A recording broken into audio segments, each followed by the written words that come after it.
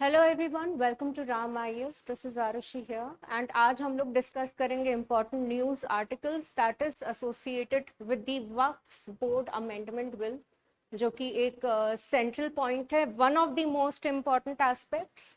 अभी अभी पार्लियामेंट ने, राज्यसभा ने इसको अप्रूवल ग्रांट किया है।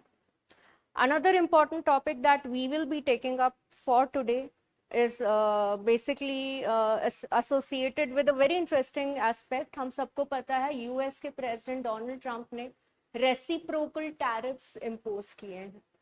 And reciprocal tariffs, we all know almost each and every country has been imposed with a reciprocal tariff. India के ऊपर 26% है, but there's one particular group of islands that have been in news जिसके ऊपर reciprocal tariff लगा, and it's very very interesting. Hold on.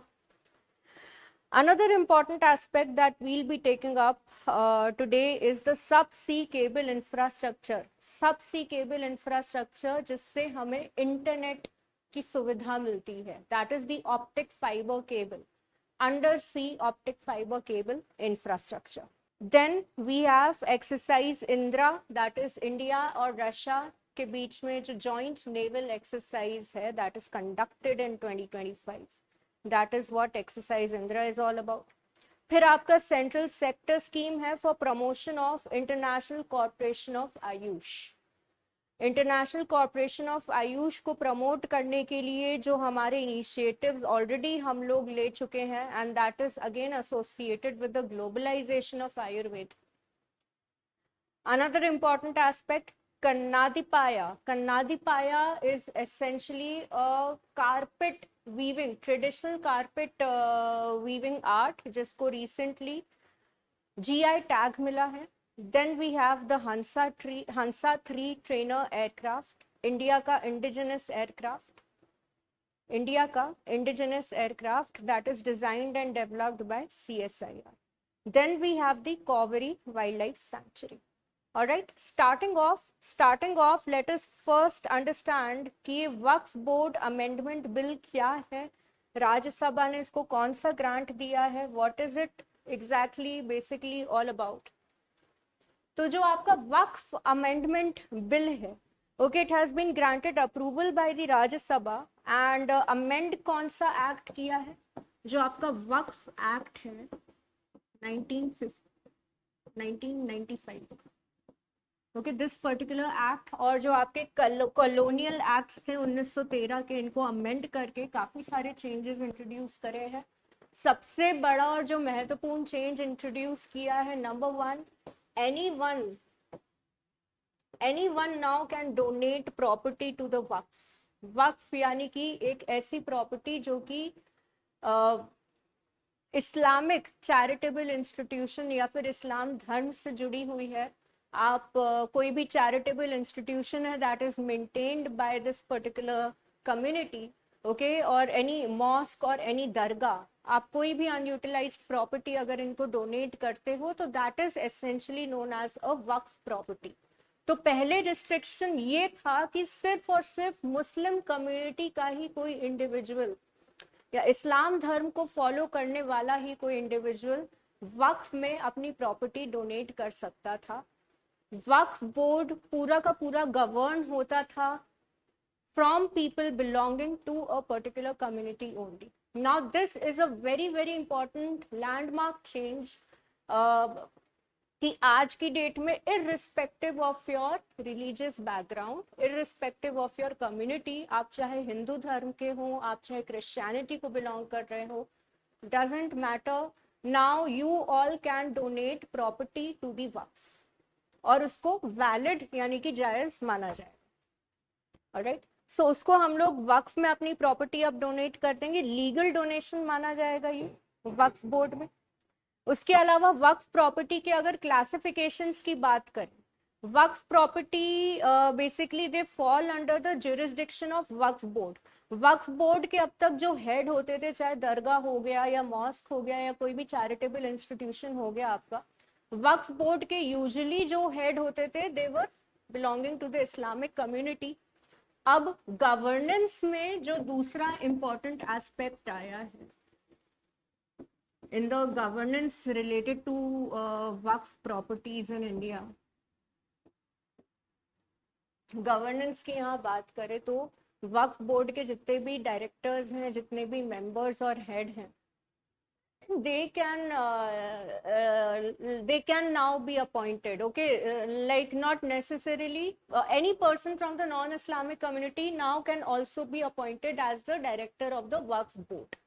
Okay तो governance को कैसे हम लोग और भी ज्यादा डेमोक्रेटाइज कर सकते हैं, इसका एक बहुत ही इंपॉर्टेंट एस्पेक्ट है.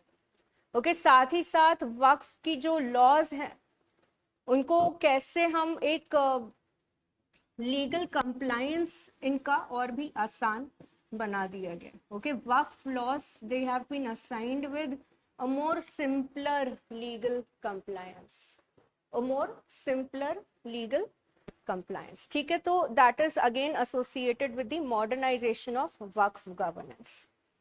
तो इसके काफी सारे criticisms again this is opposition ज्यादा इसको criticize कर रहा है in the sense कि वक्फ के प्रॉपर्टीज में एंड वक्फ बोर्ड के गवर्नेंस में आप नॉन मुस्लिम्स को इंक्लूड करके जो एक सेक्युलर स्पिरिट है, जो कम्युनिटी की जो एक सेक्युलर स्पिरिट बनी हुई है, आप उसको डिस्टॉर्ट कर रहे हैं.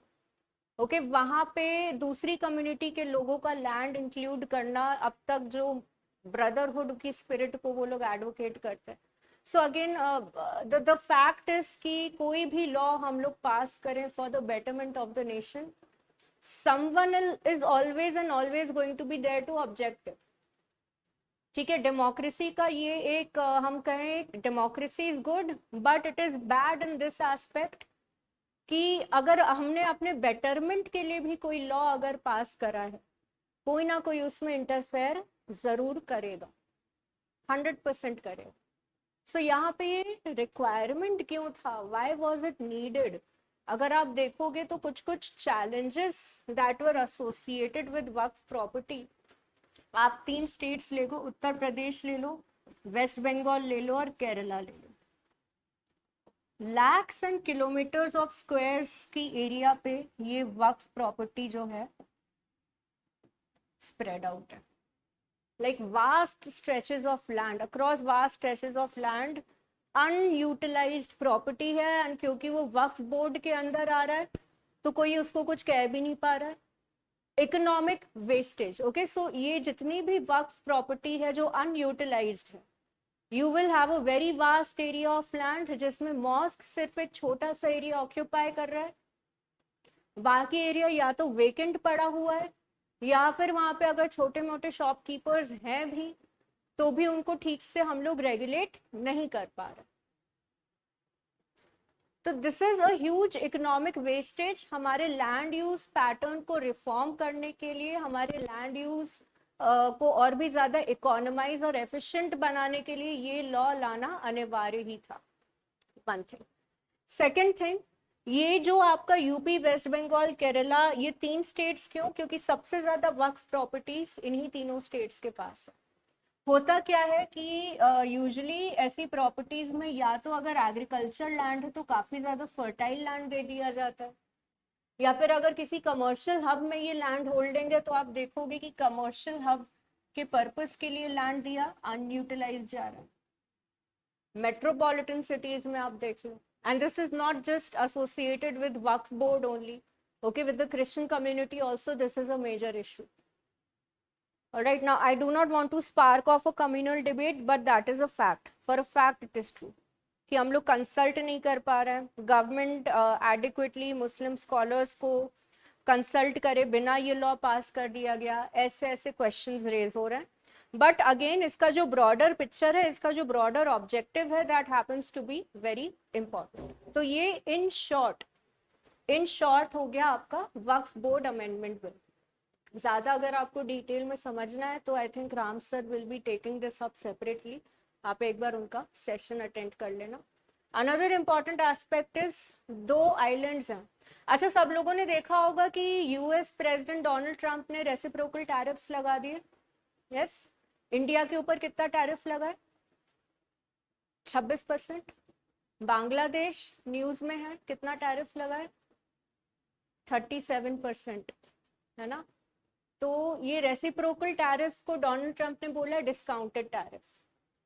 अब जो पूरी कंट्रीज की लिस्ट इन्होंने इशू करी है उस लिस्ट में एक ऐसी कंट्री है जहाँ पे कोई रहता ही नहीं है, no one lives on that particular island, उस आइलैंड में कोई रहता ही नहीं है, right, no one is living on that particular island and उसके ऊपर भी डोनाल्ड ट्रंप ने 10% का टैक्स लगाया है, and that is essentially what, that is the McDonald island, right, and that is the heard island.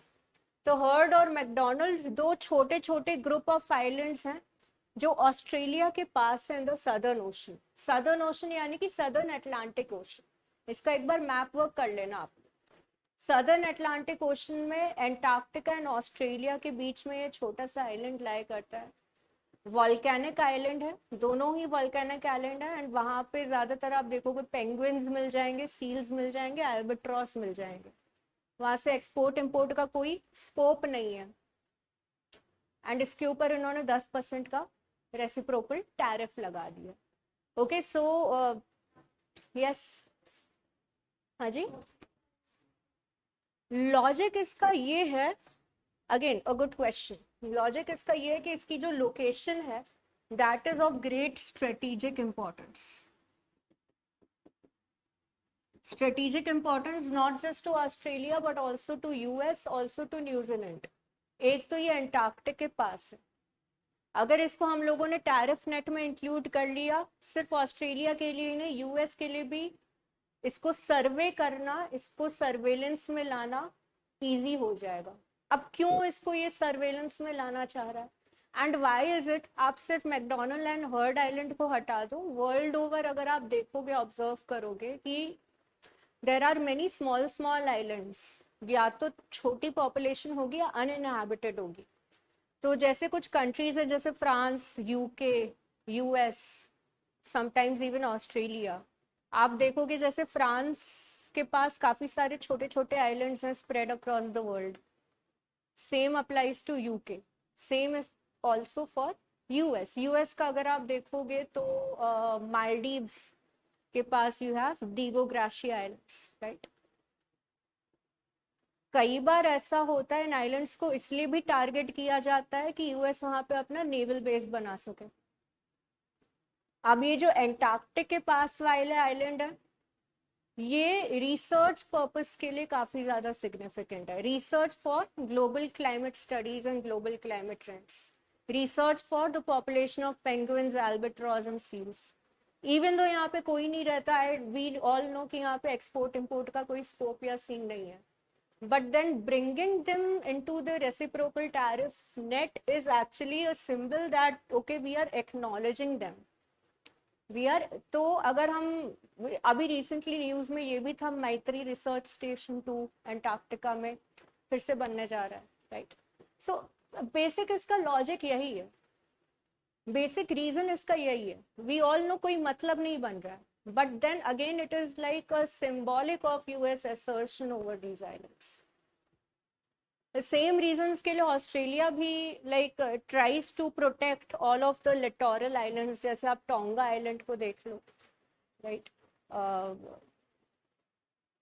जो कोरल रीफ ट्रायंगल है Australia के इर्द गिर्द, एक बार उसका मैप वर्क आप देख लेना, coral reef triangle again very important, काफी सारे छोटे छोटे आइलैंड्स वहां पे भी हैं। Okay so that is one logic. I mean that can be the only possible logic। दूसरा, इसको यूनेस्को वर्ल्ड हेरिटेज साइट का भी टैग मिला हुआ है इन आइलैंड्स को, that is McDonald and heard island. And अगर आप देखोगे तो हार्डली 2.5 किलोमीटर स्क्वायर का इनका एरिया है। दूसरा, तीसरा इम्पॉर्टेंट पॉसिबिलिटी अगर हम देखें तो ये वॉल्केनिक आइलैंड्स हैं। अब जहाँ पे वल्कनिज्म आ जाता है, एस्पेक्ट आ जाता है, या फिर जहाँ पे वॉल्केनिक आइलैंड्स अगर हमें देखने को मिल जाते हैं, what we can get from that is कि जो आपके मिनरल रिसोर्सेज हैं they are rich and abundant, right. So but this is again still this is hilarious, this is one way to remember it. तीसरा जो important है India के undersea cable, तो we all know कि how do we get the internet services, optic fiber cable, you all have heard about it, okay, this is how it actually looks like। And world over countries ने अपने अपने optic fibre cables underground यानी कि on the ocean floor they are working, right, to provide internet services. जो आपका world wide web है, तो world wide web जब हम लोग टर्म यूज करते हैं, what does it basically means, this is what it is actually implying, यही वो इम्प्लाई कर रहा है। ओके तो यहाँ पे अगर हम लोग देखें तो आपके अंडरग्राउंड ऑप्टिक फाइबर केबल्स हैं, okay, they are connecting world over. India में ऑप्टिक फाइबर केबल नेटवर्क जो होता है उसमें दो स्टेशंस होते हैं, एक आपका रिसीविंग स्टेशन होता है और एक आपका चैनलिंग स्टेशन होता है। रिसीविंग स्टेशन मतलब किसी दूसरी कंट्री से ऑप्टिक फाइबर केबल उस पोर्ट पे जाके एंड हो रहा है, एंड चैनलिंग स्टेशन मतलब कि वहां से ऑप्टिक फाइबर केबल हम लोगों ने डालने स्टार्ट किए to connect maybe another part of the world और maybe another part of the same subcontinent. कैसे ये काम करता है? So basically the idea behind optic fibre cable is कि प्रोटेक्टिव आउटर लेइंग कवरिंग होती है and under optic glass के ट्यूब्स होते हैं जिसके अंदर रिफ्रैक्शन के प्रिंसिपल से जो आपके सिग्नल्स होते हैं, इंटरनेट कनेक्शन के जो सिग्नल्स होते हैं, basically they are able to travel at a very high speed. तो जब हम हाई स्पीड इंटरनेट कनेक्टिविटी की बात कर रहे हैं, this is exactly what it means. तो यहाँ पे इंडिया का जो ग्लोबल ऑप्टिक फाइबर इंफ्रास्ट्रक्चर है, टोटल वर्ल्ड ओवर कंट्रीज ने जो अपने अपने ऑप्टिक फाइबर केबल्स जो बिछा रखे हैं, सिर्फ 3% इंडिया इनमें कंट्रीब्यूट कर रहा है, सिर्फ मात्र 3%। ठीक है, इसमें भी कई सारे थ्रेट्स आ जाते हैं। अब यूजुअली सबसे ज्यादा कन्वीनियंट ये होता है कि जो आपके एग्जिस्टिंग ग्लोबल शिपिंग रूट्स हैं, जैसे आपका स्ट्रेट ऑफ मलाक्का से कनेक्ट होके, right, we are connecting the ports. तो जो आप स्प्रेड देख रहे हो from the strait of Malacca to the Indian ocean region, right, फिर यहाँ पे Mumbai and then the gulf and the Arabian sea route, ये आपका मेजर एक ग्लोबल शिपिंग रूट भी है। तो शिपिंग रूट को फॉलो करते करते ऑप्टिक फाइबर केबल को स्प्रेड आउट करना बहुत आसान हो जाता है, it is very very easy. But यहाँ पे मेजर चैलेंजेस क्या आ जाते हैं? फॉर एग्जाम्पल जो आपका बब अल मंडप कोस्ट है, what is the Bab al Mandeb coast? Yes, I can't hear you. हाँ एग्जैक्टली तो वहां पे क्या थ्रेट आ जाता है गल्फ ऑफ ओमान में? Rebellion activities, right, attacks. तो कई बार ऐसा होता है कि भाई ऑयल व्हीकल को कैप्चर करने के लिए, हाईजैक करने के चक्कर में we are also attacking the optic fibre cables, we are also attacking the optic fibre, damage हो जाता है, वेयर एंड टेयर हो जाता है, however strong is the infrastructure हो जाता है।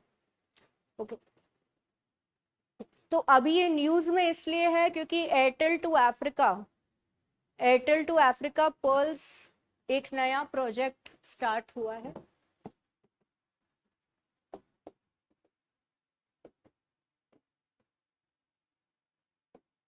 जिसके अंदर एयरटेल जो है optic fibre cables lay down करेगा to connect it with the African continent. Okay so again ये फिर से न्यूज में आया है।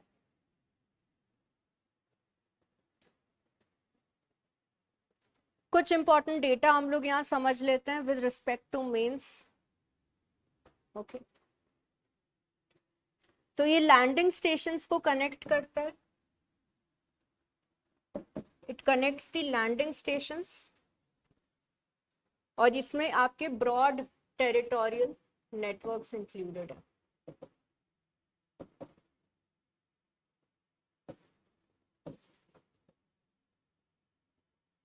Broad territorial networks are included. ठीक है, इसके अंदर अगर हम देखें तो 600 undersea cables world over exist करते हैं। ठीक है, ग्लोबली आज की डेट में अगर देखें तो 600 अंडर सी केबल्स हैं।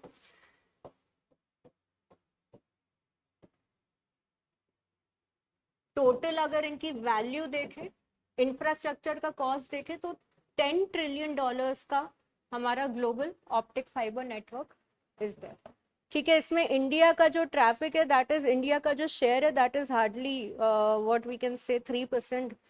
एंड इंडिया के अंडर सी केबल इंफ्रास्ट्रक्चर की बात करें तो Chennai, Andaman and Nicobar island, okay, one is connected via Chennai to the Andaman and Nicobar islands, इसको हम लोग कानी के नाम से जानते हैं। Another one is there at Mumbai. तो जो दो मेजर लैंडिंग स्टेशन है, that is Chennai and Mumbai. फिर आपका कोची और लक्षद्वीप आइलैंड भी कनेक्टेड है, okay, Kochi is also connected to the Lakshadweep islands. दूसरे कुछ आपके बॉटल नेक्स जो चैलेंजेस आ जाते हैं, दैट इस प्रोजेक्ट को स्टार्ट करना ही बहुत मुश्किल होता है। 80% टाइम, मतलब फेसबुक की जो रिपोर्ट है, मेटा की जो रिपोर्ट है, दैट इज सेइंग कि 80% time, for example Airtel two Africa pearls अगर स्टार्ट होना है, तो उसमें 80% टाइम किस में जा रहा है? रेगुलेटरी अप्रूवल्स लेने में जा रहा है। इट इज स्टिल, क्योंकि इसमें रेगुलेटरी अप्रूवल्स में आप खुद सोचो, ट्राई टू अंडरस्टैंड कौन कौन सी मिनिस्ट्रीज आ जाएंगी। हमको अगर optic fibre cable lay down करना है, अगर बिछाना है to connect one part of the country, मे भी हो सकता है कंट्री के एक पार्ट से दूसरे पार्ट में कनेक्ट करने के लिए हमने लाई किया, या फिर एक कंट्री से दूसरी कंट्री, या एक सब कॉन्टिनेंट से दूसरे कॉन्टिनेंट तक हमको केबल बिछाना है। Whose permission do we require? कौन सी मिनिस्ट्री से अप्रूवल हमको लेना होगा? फर्स्ट, यस, एक्सटर्नल अफेयर्स, दूसरा होम अफेयर्स, क्योंकि इसमें आपका क्या एक्सक्लूसिव इकोनॉमिक जोन वाला भी आ रहा है एस्पेक्ट। इसमें आपके इंटरनेशनल टेरिटोरियल वाटर्स से अगर आपका ऑप्टिक फाइबर जा रहा है, तो you will also have the involvement of UN convention on laws of the seize.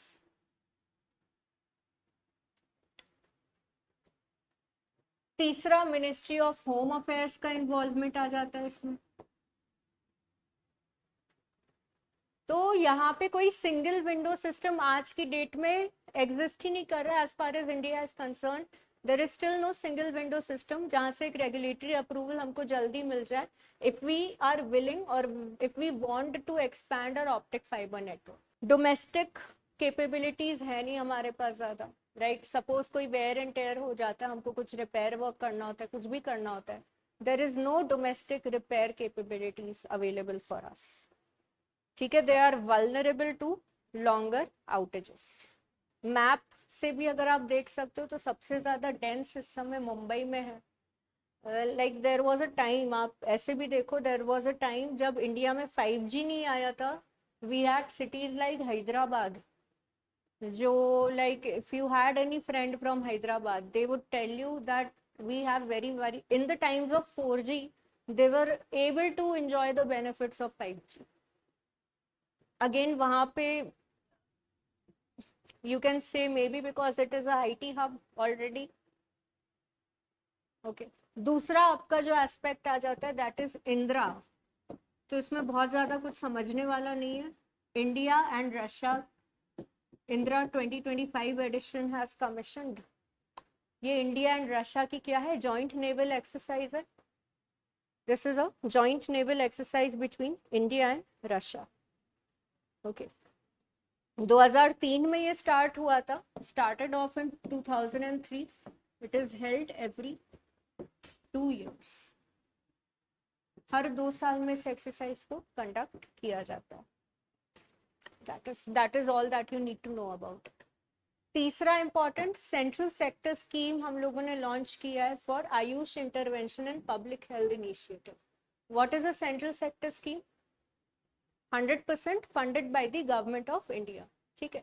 तो यहाँ पे मेंस के लिए जो आपका कीवर्ड आ जाता है that is important, that is globalisation of,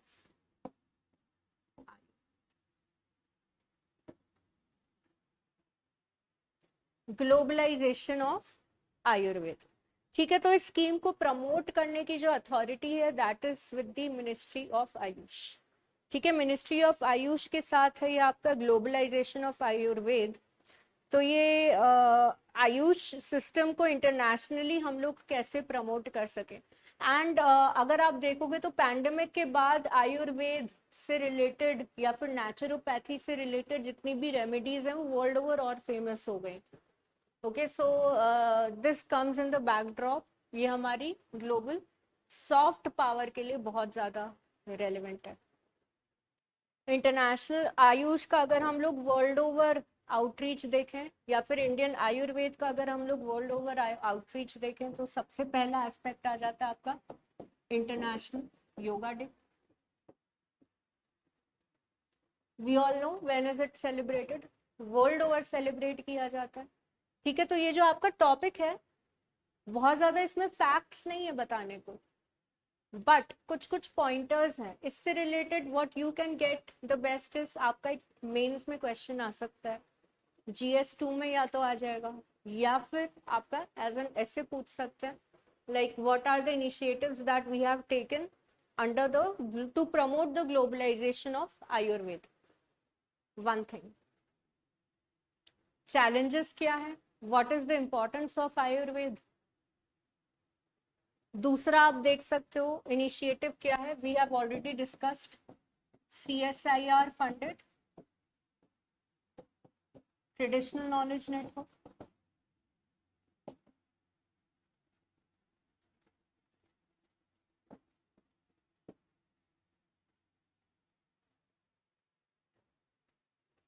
CSIR funded traditional knowledge network.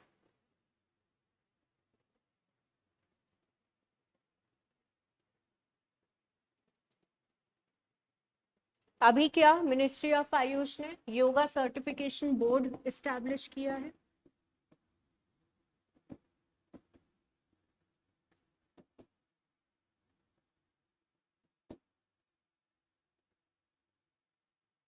We have established yoga. अब योगा सर्टिफिकेशन बोर्ड क्यों इंपॉर्टेंट है, we are officially recognising yoga as a skill, as an art, as an discipline, not even a skill but a proper discipline जिसमें आप पढ़ लिख के योगा पढ़ा रहे हो, सिखा रहे हो लोगों को। अब इसके अंडर जितने भी आपके योगा ट्रेनर्स है वन दे गेट सर्टिफाइड, इनको सिर्फ नेशनल ही नहीं ग्लोबल रिकग्निशन भी मिल रहा है। So now you will be able to teach yoga to anyone across the nation and also across the globe. Okay? तीसरा जो importance है of yoga and Ayurved, global soft power.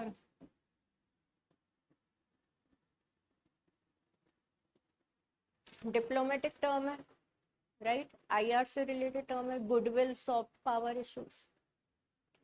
जैसे Australia, US, इन सभी जगहों पे जो आउटरीच है आयुर्वेद का, इस एस्पेक्ट में आप इसका सिग्निफिकेंस हाईलाइट करके लिख सकते हो। ठीक है, एंड इससे इंडियन ट्रेडिशनल मेडिसिन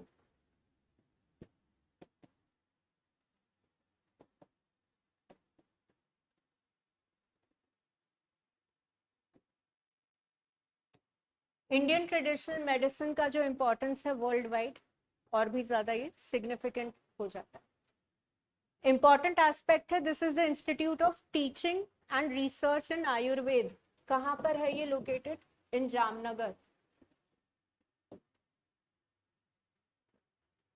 सो ये क्या है, एक तरीके का ग्लोबल आयुर्वेद सेंटर है जो जामनगर में इस्टेब्लिश हुआ है। इसकी जो इस्टेब्लिशिंग अथॉरिटी है again that is the world health organisation. Okay, so this is important, ministry of AYUSH and world health organisation का ये एक कोलैबोरेशन है। Okay, it is a very very important collaboration. So this is basically an international centre for Ayurveda studies. तीसरा important aspect, now this is a carpet that you can see, कन्नादी पाया।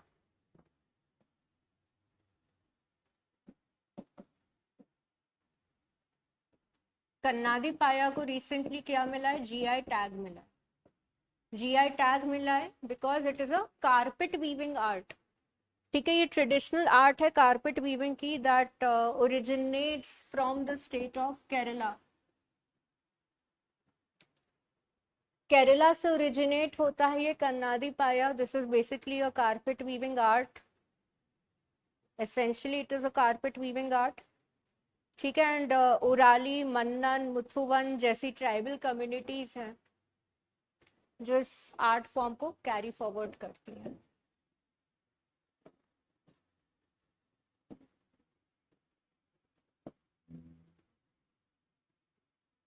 These are the basic essential tribal communities that carry forward this particular art form. ठीक है, तो basically it is highly flexible, it can be usually labour intensive industry है। Carpet weaving हम सबको पता है world over, India के across carpet weaving industry का सिग्निफिकेंस भी ऑल नो। एक्सपोर्ट रेलेवेंस भी इसका काफ़ी ज़्यादा है। हम लोगों ने एक रिपोर्ट पढ़ी थी, like did you watch the video or not, I don't know, but there was a very important report, that is the trade quarterly report। Trade quarterly report जो अभी हाल फिलहाल में नीति आयोग ने पब्लिश करी है, इंडिया का जो टेक्सटाइल एक्सपोर्ट्स में शेयर है दैट इज समवेयर अराउंड 4%। इस 4% शेयर में जो 70% का जो शेयर है, 4% मतलब कि वर्ल्ड ओवर जो हमारा शेयर है दैट इज 4%। अब 4% में सबसे ज्यादा एक्सपोर्ट क्या हो रहा है, तो इस 4% में 70% जो एक्सपोर्ट्स जा रहे हैं इंडिया की तरफ से, that belong to the apparel sector and the carpet sector, like one of the most exported items. तो यहाँ पे हम लोग एक ट्रेडिशनल कारपेट वीविंग आर्ट को क्या दे रहे हैं, जीआई टैग दे रहे हैं। यूजुअली ये बन किससे रहा है, बैम्बू। जो बैम्बू का जो आपका कमर्शियल यूज है, okay, it is made up of bamboo. Labour intensive industry है, सो डेफिनेटली जो लोग इसको बनाते हैं, जितना लेबर इसमें जाता है, जीआई टैग की वजह से they will be getting benefit. Moving on, आपका एक जो आप देख रहे हो फोटो में, this is basically Hansa 3 aircraft.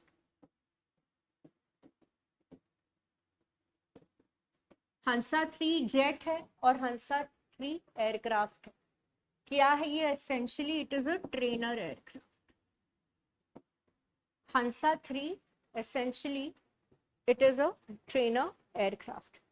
ठीक है, तो ये पहला इंडिजिनस फ्लाइंग एयरक्राफ्ट है। इंडिजिनस फ्लाइंग एयरक्राफ्ट मतलब कि जो आप बोर्ड पे देख रहे हो CSIR-NAL, यानी कि council for scientific and industrial research and national aerospace lab.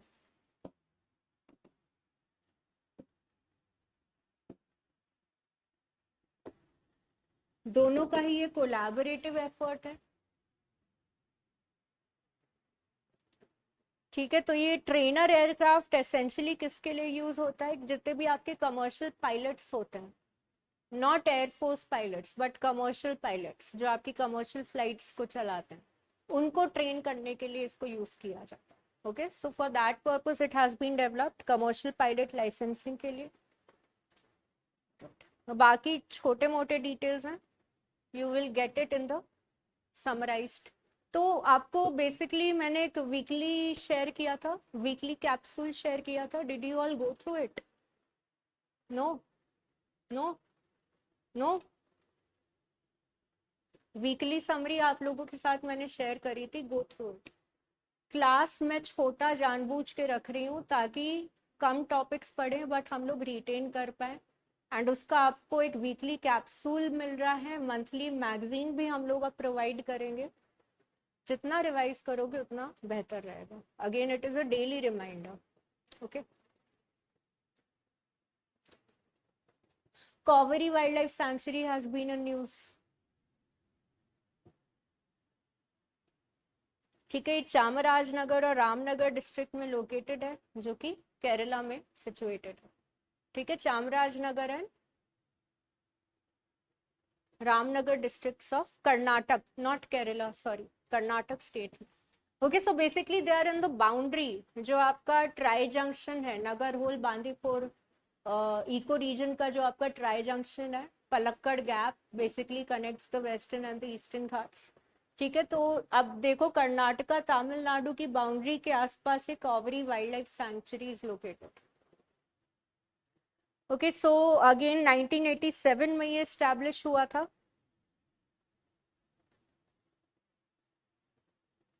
Just do the map work, basic आप इसका मैप वर्क कर लो। कल्चरल एंड टूरिस्ट साइट्स इसकी कौन कौन सी हैं? इसमें अगर फेमस वाटरफॉल देखें तो that happens to be Hogenakkal waterfalls.